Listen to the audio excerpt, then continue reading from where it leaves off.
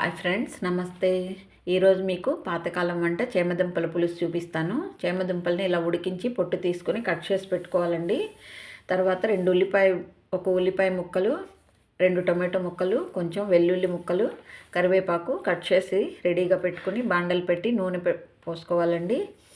నూనె ఒక 5-6 స్పూన్లు పడుతుంది. ఎందుకంటే చేమదుంపలకి కాస్త జిగురు ఉంటుంది కదా, ఆ జిగురు పోవడానికి నూనె కొంచెం పడుతుందండి. ఇందులో మెంతులు 4 గింజలు వేసుకొని, ఆవాలు వేసి చిటపటమన్నాక ఉల్లిపాయ ముక్కలు, కరివేపాకు, వెల్లుల్లి రెబ్బలు వేసుకుని చక్కగా ఫ్రై చేసుకోవాలండి.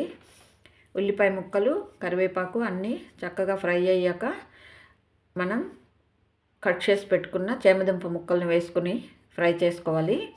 చేమదుంప ముక్కల్లోనే కాస్త ఉప్పు వేయాలండి. ఇప్పుడు అంటే పులుసుకు సరిపోయే ఉప్పులో కొద్దిగా వేసుకోవాలి. ముందు మనం చక్కగా ముక్కలన్నీ వేగుతాయి. ఇలా వేగాక ఇప్పుడు టొమాటో ముక్కలు వేసుకోవాలి. టొమాటో ముక్కలు చక్కగా ఫ్రై అవ్వాలండి. అందులోనే కొద్దిగా పసుపు వేసుకుంటే చక్కగా మగ్గిపోతాయి అన్నీ. ఇలా పసుపు వేసుకొని మళ్ళీ ఒకసారి కలుపుకొని అన్నీ మగ్గిపోయేలాగా వేయించుకోవాలండి.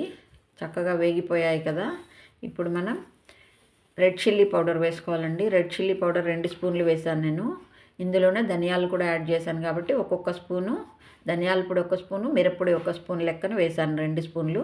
ఇప్పుడు కొంచెం పెద్ద గోళీ సైజ్ అంతా చింతపండు తీసుకొని నానబెట్టుకొని ఆ పులుసు వేసానండి. చింతపండు పులుసులో ముక్కలన్నీ బాగా కలిసిపోయేలాగా కలుపుకొని ఒకసారి ఈ స్టేజ్లో ఉప్పు, కారం రుచి చూసుకోవాలండి. ఒకవేళ తగ్గితే ఇప్పుడు కలుపుకోవాలి. కొద్దిగా ఉప్పు వేసాను. ఇప్పుడు కొత్తిమీర వేసుకుని చక్కగా 5 నిమిషాల్లో ఉడికిపోతుందండి పులుసు. ఎక్కువ టైం పట్టదు, సింపుల్గా చక్కగా అవుతుంది పులుసు. ఇలా అయిపోయిందంటే వేడివేడి అన్నంతో లేదా సంగటితో చాలా బాగుంటుందండి. Thank you for watching.